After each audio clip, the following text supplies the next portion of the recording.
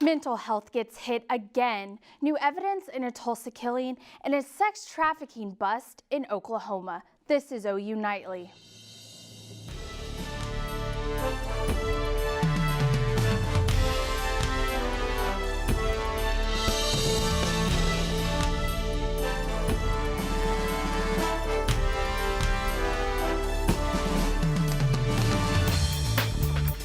The special session continues without a solution.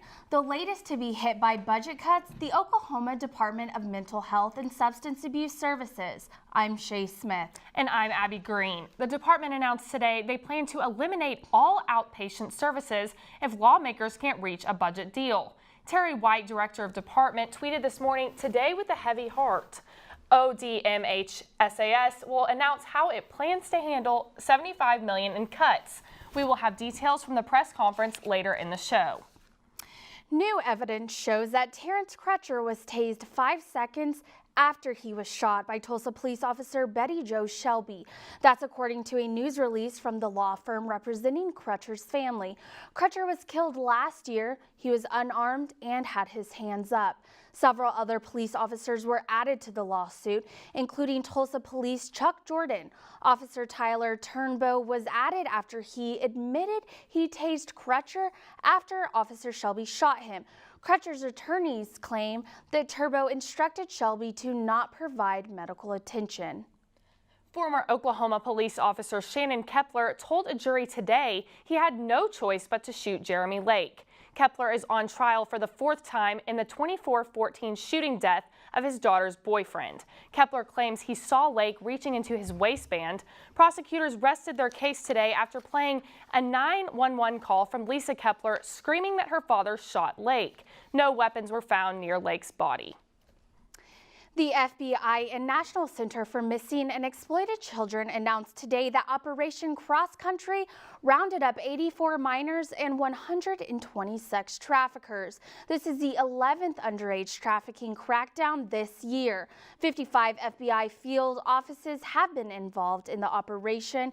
Agents in Oklahoma arrested 5 traffickers and 14 prostitutes. Jerry Drake Varnell has been indicated by an Oklahoma City federal grand jury on charges of attempting to use an explosive device to blow up the Bankrate building in downtown Oklahoma City. Varnell was caught by the FBI's sting operation and was arrested after attempting to denotate a fake explosive device in a van outside of the bank. But his arrest has drawn criticism. His family members say that FBI agents knew Varnell was mentally ill and had accused them of manipulating his illness to build a criminal case. This Saturday, the National Weather Center will host the 11th Annual National Weather Festival. The event will feature weather balloon launches, autograph sessions with local weather forecasters, and a visit from the Weather Friends, the center's superhero pals. Over the past decade, this event has been a huge success for the community. Only National Weather Center in the galaxy. This does not exist anywhere else. And so people get the chance to see how cool this place is, how unique this facility is. And if they're really interested, they can come back for a full tour of the building to see everything and learn more about the place. This event is free for the public. For more information, head on over to ou.edu/NWC. Now, speaking of weather, Leah, how is the weather looking right now? Well, the Weather Festival, it's beautiful outside right now, and we're going to have great weather for the Weather Festival. We're looking at temperatures going to be staying mainly in the 70s throughout the entire event. It is going to be a little gusty. We're going to have that southerly wind about 10 to 15 miles per hour, and then cloud cover is going to be blocking the sun, so just perfect weather for this Saturday during the festival. Coming up, though, I am going to be talking about how this weather is just going to continue for a few more days. We do have some storm chances later this weekend, and then cooler temperatures ahead. Back to you guys. Thanks, Leah. And the challenge of dealing with North Korea was a topic for the special panel today at OU. Dr. Jeffrey Lewis, director of the East Asia Non-Proliferation Program, talked about the straining relationship between China and the U.S. because of North Korea. Lewis says we should give the North Korean nuclear program more credit as they are developing their program in the modern era with help from Pakistan. They are currently in works of developing an intercontinental ballistic missile, an ICBM, and they would ideally like to target New York. They do have a missile that is capable of reaching the United States, although we don't necessarily know the capabilities of it, but he was really talking about perhaps giving more credibility to this threat, taking them seriously, because he mentioned that we didn't take China seriously in the 60s and 70s, and so perhaps it's better if we don't make that mistake again. The event was hosted by the OU Institute for U.S.-China Issues. Sammi Steele joins us now in the News Center with the latest information on the president's comments about a slain U.S. soldier. Sammi? That's right, Abby and Shea. The saga around how President Trump handled the deaths of 4 U.S. servicemen continues and has become a war of words amongst those involved. Florida Congresswoman Frederica Wilson says the president was insensitive in a phone conversation with the widow of one of the fallen sergeants. But the president later tweeted the allegations made by the Congresswoman are, quote, totally fabricated. If he has proof, bring it on. But what he needs to be doing is watching, because this is his Benghazi. The U.S. soldiers were killed 2 weeks ago during an ambush by 50 ISIS-affiliated fighters in Niger, and the Defense Department is now reviewing the sequence of events. And a multi-state hunt is underway for a man accused in shootings in Maryland and neighboring Delaware. Hartford County Police say the accused gunman, Radi Labib Prince, shot 5 people, consequently killing 3 at his workplace early this morning. Prince was last seen driving away in a 2008 black GMC Arcadia SUV, and police say a motive isn't known yet. And after a 2-day meeting with NFL team owners, NFL Commissioner Roger Goodell had a lot to say on whether players should stand or kneel during the national anthem at games. We believe everyone should stand for the national anthem. That's an important part of our policy. It's also an important part of our game.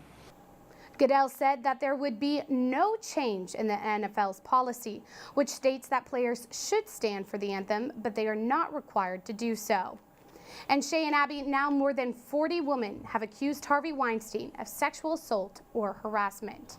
Thanks, Sammi. Still ahead on OU Nightly, an in-studio interview with a guest from the CAC Speakers Bureau. And an Oklahoma teacher hopes to change her students' lives.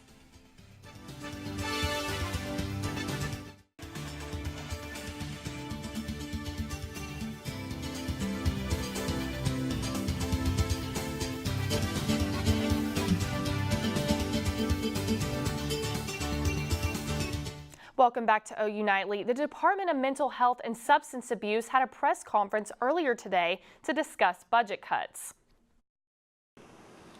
This is a really difficult day for our department and for the behavioral health network across the state of Oklahoma. And it is an especially difficult day for the families and individuals who rely on our life-saving services.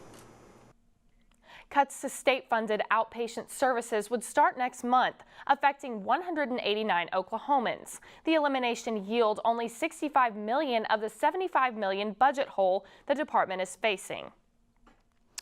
Oklahoma City and Tulsa are competing in a nationwide search for Amazon's second headquarters in North America. The online retail giant needs tech-savvy talent and will need to state and local subsidies.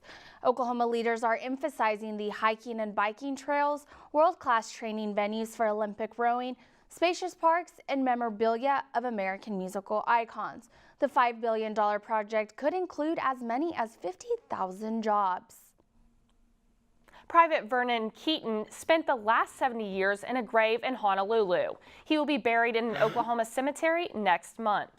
Keaton, who was Oz Marine, sank the USS Oklahoma at Pearl Harbor. He will be buried in Oklahoma right around the 76th anniversary of his death. And we're here in the studio with Laura Steckbeck, the Executive Vice Chair of CAC Speakers Bureau. She's with Harlee Toothman. Harlee. Thank you. Yeah, Laura's joining us today with CAC. So can you kind of tell us about the guest speaker that will be at the university next week? Sure. So CAC Speakers Bureau is bringing a homecoming speaker named Dari Noka. He is an OU alum, and he's an ESPN anchor for the SEC network. So we're really excited to bring him so that students can see what a successful OU alum can do after graduation. Perfect. And can you kind of tell the interested viewers how and where they can go to attend this event? Sure. So it's at the Union in Meacham Auditorium, which is on the second floor, and it'll be at 7 o'clock next Thursday, October 26th. Doors will open at 6:30, and then we'll have free food, and the event is also free and open to the public. Perfect. And then it is going to be during homecoming week, so is that going to change anything up for the event at all? And can you kind of explain maybe some events going on with homecoming? Sure. So we're really excited that Dari will be here during homecoming so that it will provide an event for students who maybe aren't affiliated to go to an event during homecoming, and it'll bring the campus together to really celebrate OU and the community here. And we're really excited also that Dari is a Gaylord alumnus, which is cool. So he'll be here, and we're really excited to bring him. It'll be good for him to be back on his home turf. Definitely. Thank you for joining us, Laura. And that's all the time we have today, so back to you guys in the studio. Thank you, Harlee. And Sydney Forsee has the latest on the EPA. Sydney? Yes, you guys, the Environmental Protection Agency is cutting scientists who have received federal grants from its advisory boards. EPA Administrator Scott Pruitt is concerned the funding scientists have received for studies may lead them to have a lack of objectivity. He says he questions the transparency of the information heading the agency's way, and the cuts could be made as soon as next week. An environmental group, Greenpeace, released their environmental impact report this week. The group has given low scores to top names like Samsung and Amazon for not limiting production waste and CO2 emissions. Greenpeace says supply chains and mobile devices are to blame, as production lines have not fully committed to going green. The group is challenging the industry to change its ways to battle climate change. And researchers have discovered a new way some flowers attract bees. Blue light is emitted from certain flowers when sunlight hits their petals. The sunlight bounces off the flowers and creates a blue halo that lets bees know they are ready for pollination. Right now, only tulips and daisies and peonies are known to use the blue halo trick, but other flower species can use different colors to attract bees as well. Well, guys, I hope spring comes soon so I can maybe see this new trick in action. I know, right? Me too. There's so many pretty flowers on the oval, so hopefully we'll get to see it. Yeah, that will work for right now. But anyways, thank you guys so much. Thank you, Sydney. An Oklahoma teacher hopes to change the lives of her students by winning the race for a $100,000 grant. Farmers Insurance is giving one teacher in America a grant to go towards their classroom. Clinton High School home economics teacher Shea Johnson is in the running and is the only finalist from our state of Oklahoma. She is up against the teachers from New York City, California, and Texas. Ms. Johnson hopes to use the money to restore her classroom and provide more resources for her students and their parents. Now, that is my former teacher, Ms. Johnson. She was my home economics teacher whenever I was in high school at Clinton High School, and so this would be amazing if our town and if my old high school could get that, so everyone be sure to go and vote. Still ahead on OU Nightly, the sweetest reunion you will want to see. And Leah Hill has more with weather.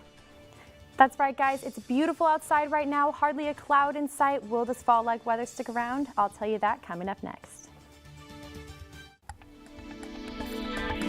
Welcome back to OU Nightly. It is beautiful outside. There is hardly a cloud in sight, and on top of that, the temperatures are very comfortable. We got 79 degrees currently with a very light wind, just south at 15 miles per hour, and the dew point is really low, so we're not feeling any of that heat index, so just beautiful weather if you are going to be out and about today.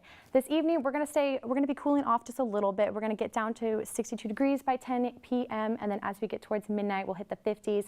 The clouds are going to be out of sight all night. So overall, if you are going to be out and about tonight, it's going to be very nice. We will hit that low of 51 degrees, which is about normal for this time of year across the state. We'll see those lows in the 50s as well. So overall, a beautiful evening.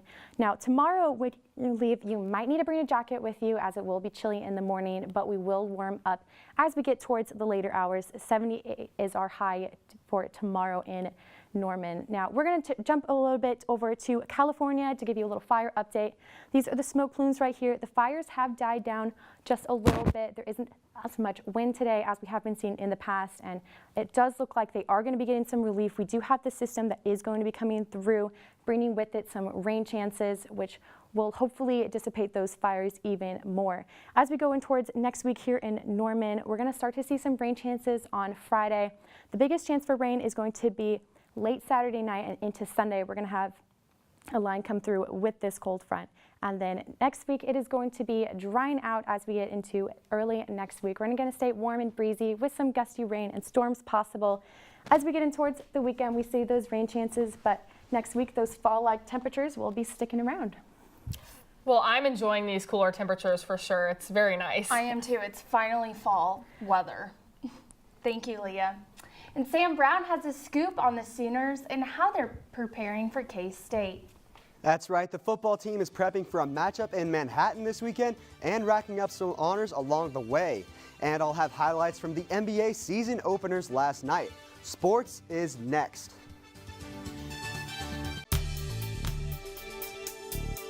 Welcome back. Fresh off a win against the Texas Longhorns in Dallas, 4 Sooners made USA Today's mid-season All-America team. Baker Mayfield, Orlando Brown, and Obo Okoronkwo all made the first team, and tight end Mark Andrews made the second team.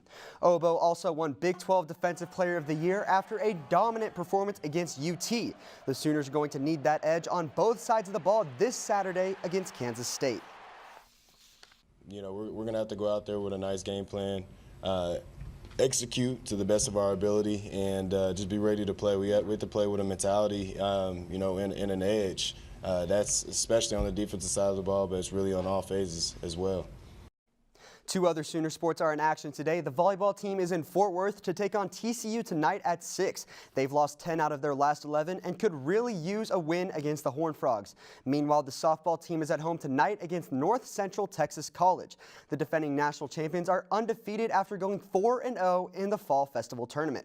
Switching over to some playoff baseball, the New York Yankees beat the Houston Astros last night to tie the series at 2 games apiece. Game 5 started almost an hour ago, and right now the score is 1-0 at the top of the third in a crucial Game 5. In last night's NBA season debut, Boston Celtics forward Gordon Hayward suffered a horrific injury that left everyone in the stadium in shock. The video is gruesome, so if you are squeamish, I suggest looking away. Just 5 minutes into his first game as a Celtic, Hayward goes up for the alley-oop and falls hard on his leg.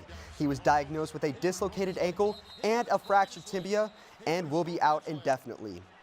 This game, however, was supposed to be all about Kyrie Irving's return to Cleveland. He certainly showed his talent to the team that traded him, dropping 22 points and 10 assists. However, LeBron James responded with 29 points and 16 rebounds of his own, and the Cavs held off the Celtics 102-99. And the defending NBA champion Golden State Warriors kicked off their season against James Harden and the Houston Rockets. The Warriors dominated for much of the game, but after Draymond Green left with a leg injury, the Rockets pulled off a 13-point comeback. Kevin Durant hit what everyone thought was the buzzer beater, but after further review, he didn't get it off in time. Final score 122-121. Meanwhile, the Chicago Bulls have suspended forward Bobby Portis for 8 games after punching teammate Nikola Mirotic during practice on Tuesday. Mirotic suffered several facial fractures and a concussion due to the altercation and is expected to miss at least 4 to 6 weeks. And America is about to get a lot more Marshawn Lynch than they thought. After ending his retirement to play for the Oakland Raiders, the running back will start a new web series from Bleacher Report called No Script. The show will include him doing donuts in a race car and my personal favorite, driving a tank. Now, guys, to quote Marshawn Lynch himself, he's just all about that action, boss. And I'm only here so I don't get fined. Me too. It's perfect.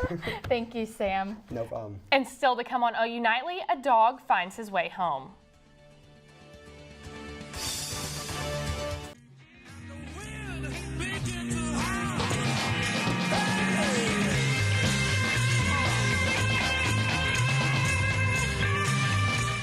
I'm Amina Switzer at the OU Nightly Update Desk. An Oklahoma Emergency Services Medical Services Company has accepted the resignation of its CEO amid an ongoing kickback lawsuit.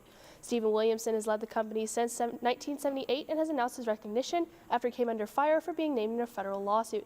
The lawsuit alleges that Williamson was involved in a $20 million kickback scheme. That's all for now. Back to you in the studio. Thanks, Amina. And from the ashes of Northern California wildfires comes a story of survival. A man's best friend is reunited with his family after being separated. Oh, look right there. That is the cutest video. He was so happy to see his owner. I love those kinds of stories. They just make me so happy. Yeah, I do too. Speaking of weather and fires, Leah, what's the weather fact of the day? Yes, so we have ragweed. If you're allergic to ragweed, we do have a high pollen for that tomorrow. But tree, mold, and grass are very low this week, so you'll be very comfortable with that. Great, and now Sam has an update with the Yankees. The Yankees game, it's 1-0 Yankees, not Astros. Should be a good game, There we game go. 5. Thank you for watching OU Nightly, brought to you by the Gaylord College at the University of Oklahoma. Good night.